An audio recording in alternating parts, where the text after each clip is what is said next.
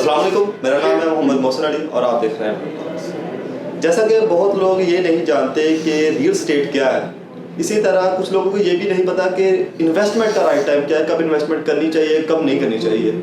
तो इसी सिलसिले में आज हम मौजूद है 4 star real estate and marketing के ऑफिस में, और हमारे साथ मौजूद है तहरीन, जो यहाँ as a business development manager serve कर रही हैं। तो आइए इनसे जानते हैं। अस्सलाम वालेकुम। जी वालेकुम सलाम। अच्छा मैम, आप सबसे पहले हमें ये बताइएगा कि रियल स्टेट होती क्या है? देखिए Mohsin, property consisting of land and buildings, ठीक है, उसको हम रियल इस्टेट कहते हैं। मज़ीद सादा अल्फाज में अगर मैं आपको बता दूं, ज़मीन जायदाद वगैरह इनकी जो खरीदो फरोख्त होती है, सारा कुछ रियल इस्टेट में आ जाता है। इसमें मज़ीद मैं यहाँ पे एक चीज़ क्लियर करना चाहती हूँ, ये जो मिथ बनी हुई है कि रियल इस्टेट का जो काम है, ये प्रॉपर्टी का काम है, ये हवाई रोज़ी है। मोस्ट ऑफ द टाइम हमें ये सुनने को मिलता है ना, आसान अल्फाज में मैं आपको बता रही हूँ, या फिर ये भी कह देते हैं कि लग गई तो रोज़ी, ना लगा तो रोज़ा, ठीक है। लेकिन ऐसा कुछ भी नहीं है, ये प्रॉपर एक फील्ड है, इसको आप फील्ड के तौर पर लेकर चलें तो इसमें बहुत अच्छी ग्रोथ के चांसेस हैं, इसमें बहुत अच्छी अर्निंग है, इसमें बहुत अच्छा फ्यूचर है आपका। सही हो गया। तो मैम, आपको किस तरह पता चलता है कि कस्टमर की ये नीड है? आप किस तरह कस्टमर की नीड को जनरेट करती हैं? अच्छा मोहसिन, इसमें ये होता है कि कस्टमर की नीड हम जनरेट करते हैं, वो इस तरह होता है कि हमें देखना होता है कि हमारा जो कस्टमर है वो लॉन्ग टर्म पे चलना चाह रहा है कि शॉर्ट टर्म पे चलना चाह रहा है, ठीक है। तो फिर हम उसके अकॉर्डिंगली उसको गाइड करते हैं। अच्छा मैम, जब आपने लॉन्ग टर्म और शॉर्ट टर्म की बात की है, तो आप प्लीज़ इस पर थोड़ी सी रोशनी भी डाल दें कि ये है क्या लॉन्ग टर्म और शॉर्ट टर्म इन्वेस्टमेंट? देखो मोहसिन, इसमें ये होता है कि हमारे पास दो तरह के क्लाइंट्स आते हैं, ठीक है।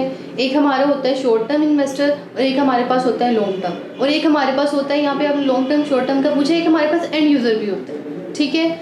इन्वेस्टर जो होता है वो शॉर्ट टर्म वो होता है जो हमारे से कहता है कि 6 मंथ विद इन ज़्यादा मैक्सिमम जो है वो 1 ईयर में हमें प्रॉफिट आप दे देंगे। इसमें वो इतनी इन्वेस्टमेंट करना चाह रहा होता है, शॉर्ट टर्म पे चलना चाह रहा होता है हमारे साथ। लॉन्ग टर्म वो होता है जो चाहता है कि 2-3 साल उसको होल्ड करेगा, उसमें अच्छा प्रॉफिट जब आएगा तो फिर वो अपनी चीज़ जो है वो ऑन के साथ निकाल देगा। एक हमारे पास होता है एंड यूज़र, जिसने पोजेशन तक जाना होता है, इंस्टॉलमेंट भी दी, डाउन पेमेंट दी, इंस्टॉलमेंट दी और फिर पोजेशन तक जाता है एंड यूज़र, जिसने उसे खुद इस्तेमाल करना है उस चीज़ को। तो इस तरह की कैटेगरीज इसमें होती हैं। तो यही हमने चीज़ फिल्टर करनी होती है कि उसकी नीड क्या है क्लाइंट की, वो शॉर्ट टर्म पे चलना चाह रहा है कि लॉन्ग टर्म पे, फिर उसके अकॉर्डिंगली हम उसको गाइड करते हैं उसने कहाँ पे इन्वेस्ट करना है। अच्छा मैम, इन्वेस्टमेंट के लिए रियल स्टेट ही क्यों ज़रूरी है? लोग बैंक में भी अपने इन्वेस्टमेंट वगैरह करते हैं, तो रियल स्टेट को क्यों फोकस दी गई है? बड़ा वैलिड क्वेश्चन है ये आपका। इसमें हमारे पास जो सबसे बेस्ट इन्वेस्टमेंट होती है वो रियल इस्टेट की होती है। वो इस तरह से, आप देखें, लोग बैंक में भी पैसे रखते हैं, लेकिन आपको पता है कि उस पर 7% पर एनम के हिसाब से उन्हें प्रॉफिट आता है, ठीक है। अगर लाइक आपने एग्जांपल देती हूँ छोटी सी यहाँ पर, लाइक आपने 1 लाख अपना रखा है बैंक अकाउंट में, ठीक है, तो उस पर आपको 7% तक कितना मिल जाएगा? 7,000। लेकिन आपकी जो रियल इस्टेट है उसमें अगर आप इन्वेस्टमेंट करते हैं, उसमें ग्रोथ के चांसेस बहुत ज़्यादा होते हैं, उसमें बहुत अच्छा प्रॉफिट निकल आता है आपका।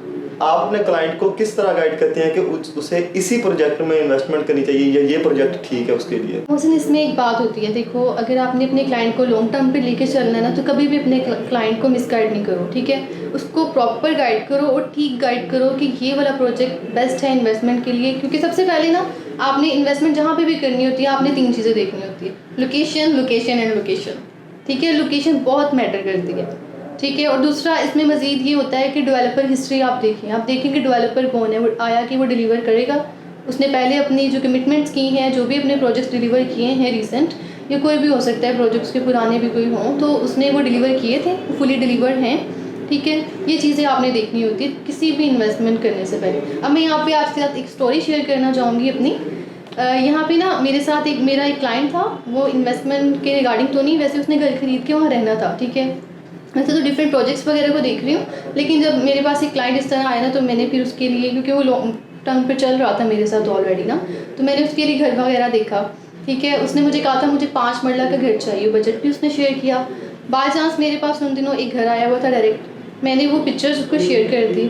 उन दिनों में वो घर पहले खुद विजिट नहीं कर सकी ना, तो मैंने उस क्लाइंट के साथ ही, लाइक हमने जब उसको विजिट कराया तो मैंने भी तभी वो विजिट किया, मैंने भी तभी देखा। पिक्चर्स में तो बहुत शानदार बना हुआ था, बड़ा ज़बरदस्त काम किया हुआ था, लेकिन जब हमने वो विज़िट किया ना, और 5 मरला का 30 बाय 45 होता है फ्रंट और बैक, ठीक है। लेकिन जब हमने वो विज़िट किया, कैन यू बिलीव कि वो बाहर से 2.5 मरला का भी नहीं लग रहा था। अब यहाँ पे एक बात है, अगर मैं चाहती अपने क्लाइंट को मोटिवेट कर सकती थी, ठीक है, क्योंकि हमारे जो क्लाइंट है उन्होंने तो हमारी ज़ुबान, इस पर जो रियल एस्टेट इंडस्ट्री, इसमें तो आपकी ज़ुबान आपकी कमिटमेंट जो आपने अपनी क्लाइंट को कह दी है उस पर उसने रिलाई करना होता है ना।